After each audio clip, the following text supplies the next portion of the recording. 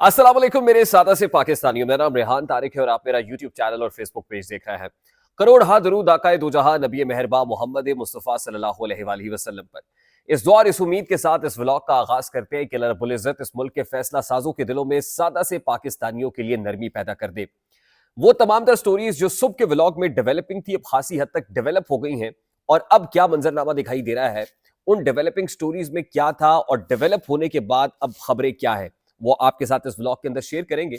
इमरान खान से अडयाला जेल में आज एक बड़ी इंपॉर्टेंट मुलाकात होनी थी और इमरान खान की सियासी हिकमत अमली से मुताल्लिक ये मीटिंग बहुत ज्यादा इंपॉर्टेंट थी। ना सिर्फ ये कि मुलाकात हो गई है, मुलाकात के बाद एक भारी भरकम प्रेस कॉन्फ्रेंस भी हो गई है। उस प्रेस कॉन्फ्रेंस का सारा मतन मैं आपको पढ़कर सुनाऊंगा भी और इस मुलाकात का इनसाइडर क्या है वो भी आपको बताने की कोशिश इसे व्लॉग में करूंगा। उसके बाद बुशरा बीवी ने एक पैंतरा बदला है, एक चाल चली है और अदालत के दर पर दस्तक भी हुई है।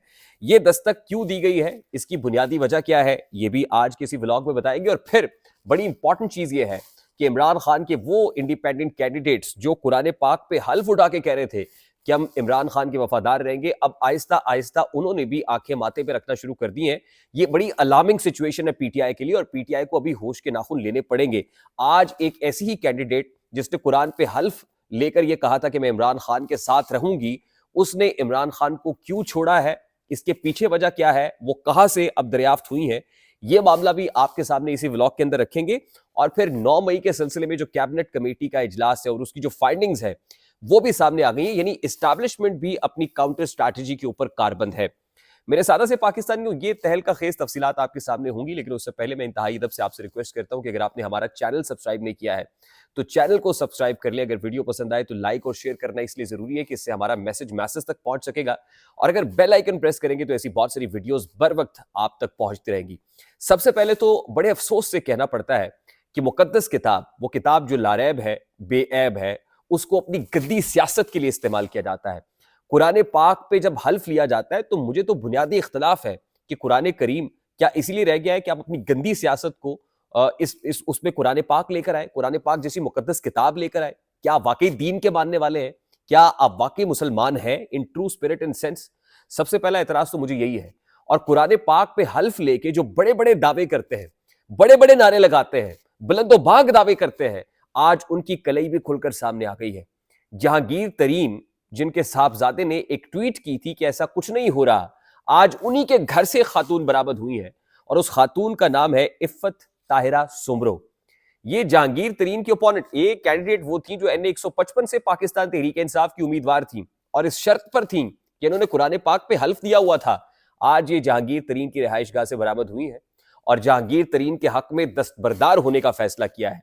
तुफ है ऐसी सियासत के ऊपर और तुफ है ऐसे अपने आप को मुसलमान कहलवाने के ऊपर भी। इफ्फत ताहिरा सुमरो साहिबा, मैं इससे ज्यादा कुछ नहीं कहूंगा, लेकिन होश के नाखून पाकिस्तान तहरीक इंसाफ को लेने पड़ेंगे। मैं ना कहता था कि इनमें से बहुत सारे लोग ऐसे हैं जो ताकतवर हलकों को गारंटीज दे रहे हैं, लेकिन ये नहीं पता था कि जीतने से पहले ही इस तरह के मामला होना शुरू हो जाएंगे। और खुदा का वास्ता है, खुदा का वास्ता है, कम से कम को दीन का लिहाज कर ले, कम से कम मुकद्दस किताब का लिहाज कर ले। ये किसी सूरत जस्टिफाइड एक्ट नहीं है। और जहांगीर तरीन साहब के साहबजादे अली तरीन जो डिनाइल दे रहे थे, अब जरा ये तस्वीरें आपके सामने हैं। अब बताइए ये खातून कहां थी और कितने पैसे, आई मीन मुझे तो कहते हुए शर्म आती है कि हॉर्स ट्रेडिंग पहले ही शुरू हो गई है। यानी इतना डर है, इतना खौफ है कि मैदान सजने से पहले ही आप चाहते हैं कि विकेटें उखाड़ दी जाए। तो ये सारे मामले आपके सामने हैं। फिर मैंने आपको आज सुबह ये बताया था कि इमरान खान से अडयाला जेल में आज मजलिस वादतुल मुस्लिमीन के सरबराह अल्लामा राजा नासिर अब्बास की मुलाकात होनी है।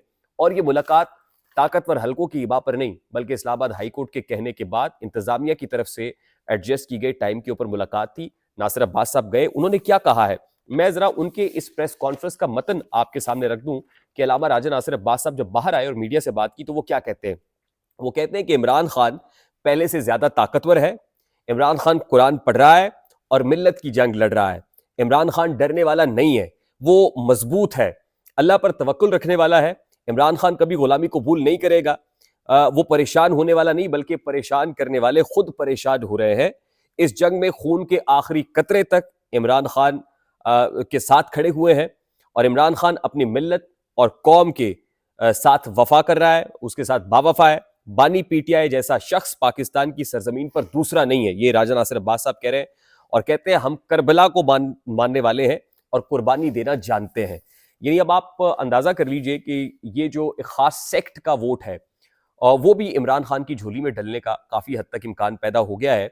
हमारी इत्तलात ये है, इनसाइडर ये है कि नासिर अब्बास साहब ने इमरान खान को एक नक्शा भी खींचकर बताया है और फिर जो पॉलिटिकल रियलिटीज है ना इस खित्ते की, उससे भी रोशनास कराया है कि खान साहब थोड़ी सी लचक का मुजाहरा हमें अब इसलिए करना पड़ेगा कि रियासत ने जो फैसला किया है ना, ये इस्टेब्लिशमेंट का जो फैसला है वो ये है कि 9 मई का केस बहुत संगीन केस होने वाला है। साइफर केस में जो कुछ होना था वो हो गया, तोशा खाना इद्दत में निकाह केस जो सजाएं हो गई वो हो गई, लेकिन 9 मई केस में उन्होंने सारा प्लान चौपट करने का इरादा कर रखा है। अगर हमने यहां पर लचक का मुजाहरा ना किया तो यकीन कीजिए कि यहां पर हमारे लिए बहुत मसला हो जाएगा। यहां थोड़ा सा हमें ऐसी पोजीशन में आना पड़ेगा कि जिसमें बातचीत का रास्ता खुला रखा जाए। यानी इसमें दर पर्दा एक इंस्ट्रक्शन दी गई है, क्योंकि मैं आज ही आपको बता दूं कि रावलपिंडी में जो 9 मई के मुल्जिमान थे 498 के करीब, जिसमें इमरान खान पर भी मुकदमा है, शाहमूद कुरैशी और शेख रशीद पर भी है, उस पर अब समाअत अगली 13 फरवरी को होने जा रही है और ट्रायल का आगाज हो गया है। लाहौर में यास्मीन राशिद, महमूद रशीद, एजाज चौधरी पर फर्द जुर्म लग चुकी है और 9 मई के सिलसिले में एक कहा जा रहा है कि 4th शेड्यूल के अंदर भी नाम लगेंगे।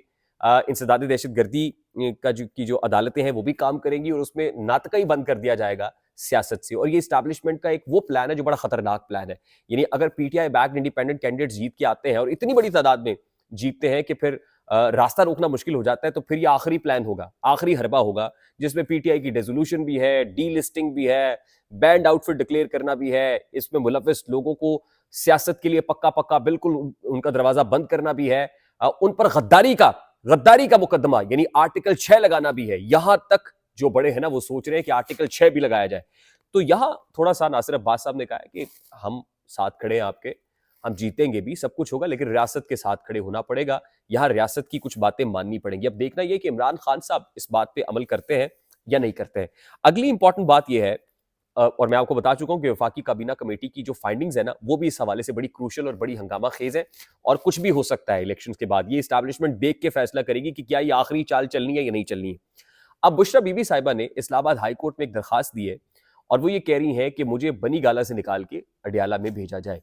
अब इस हवाले से जो कंसल्टेशन हुई थी, जो मीटिंग्स हुई थी, वो बड़ी इंपॉर्टेंट थी और फिर ये पॉलिटिकल पॉइंट स्कोरिंग थी ना। जैसे ही बनी गाला में बुशरा बीबी को हाउस अरेस्ट किया गया तो उनके जो पॉलिटिकल अपोनेंट्स हैं उन्होंने कहा कि देखिए जी, जो गरीब की बच्चियां हैं, जो बेटियां हैं, वो तो जेलों में सड़ रही हैं और इमरान खान साहब की अपनी अहलिया जो है वो बनी गाला में बैठी हुई है। तो पॉलिटिकल पॉइंट स्कोरिंग वालों को पॉइंट स्कोरिंग का भरपूर मौका मिल गया और एक स्ट्रैटेजी के तहत बावजूद इसके कि बुशरा बीबी के खिलाफ जब फैसला है वो खुद गिरफ्तारी देने के लिए पहुंच गई, लेकिन कभी कहा गया कि असेंबली रेस्ट हाउस लेके जा रहे हैं, कभी कहा गया जंगल में लेके जा रहे हैं, फिर कहा जी बनी गाला लेके जा रहे हैं। तो अपनी मर्जी से लेकर गए और हमारी इतलात यह है कि कुछ रिकॉर्ड कीपिंग, कुछ चीजें, कुछ माले गनीमत इकट्ठा भी करना था वो बनी गाला से कर लिया गया है, क्योंकि बनी गाला में इस वक्त पुलिस एहलकार मौजूद है, अंदर भी और बाहर भी। वो जो काम करना था वो कर लिया गया है। इलेक्शन तक बुशरा बीबी को बनी गाला रेस्ट हाउस पे रखना इसलिए मकसूद था कि इनके पॉलिटिकल अपोनेंट्स को पॉइंट स्कोरिंग का मौका भी मिल जाए।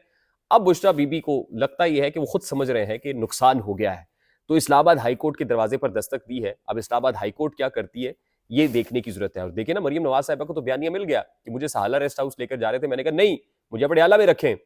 तो इसी तरह से बुशरा बीबी को भी अब यह समझाया गया है कि भाई हमें वापस आना पड़ेगा। तो अभी तक की बड़ी इंपॉर्टेंट स्टोरीज हैं, जैसे जैसे चीजें डेवलप हो रही हैं, बड़ी क्रूशल फेज में मामला दाखिल होते जा रहे हैं। मैं सिर्फ ट्रेलर आपको टीजर एक दे दूं कि कुछ तरले मिनते एस्टैब्लिशमेंट से हो रहे हैं मुमकिन सेटअप को लेकर, और उसमें जिनके यहाँ रावी चैन लिख रहा है ना, रावी वहां कोई इतना सुकून और चैन नहीं लिख रहा है, चैन की बांसुरी नहीं बज रही है, वहां भी मामला बड़े क्रूशल फेज में दाखिल हो गए। मुमकिन सेटअप को लेकर अब सारे मामला आगे बढ़ रहे हैं। ये क्या होगा, जिनके हाथ में तनाबे हैं उन्होंने किसकी तनाबे कितनी खींचनी है, किसको कितनी ढील देनी है, ये सब वही नापतोल चल रहा है। मैं अगले व्लॉग के अंदर आपके साथ इंपॉर्टेंट स्टोरीज शेयर करूंगा और जो अब तक की डेवलपमेंट्स हो जाएंगी उस वक्त तक की इंशाल्लाह अगले व्लॉग में आप तक पहुंचाएंगे। लेकिन उसके लिए बहुत जरूरी है कि हमारे चैनल को सब्सक्राइब कर लें, वीडियो पसंद आए तो लाइक और शेयर भी कीजिए, बेल आइकन भी प्रेस करें ताकि बर वक्त नोटिफिकेशन आपको मिलता रहे। मुझे रेहान तारिक को इजाजत दीजिए, अपना बहुत सारा ख्याल रखिएगा। अस्सलाम वालेकुम।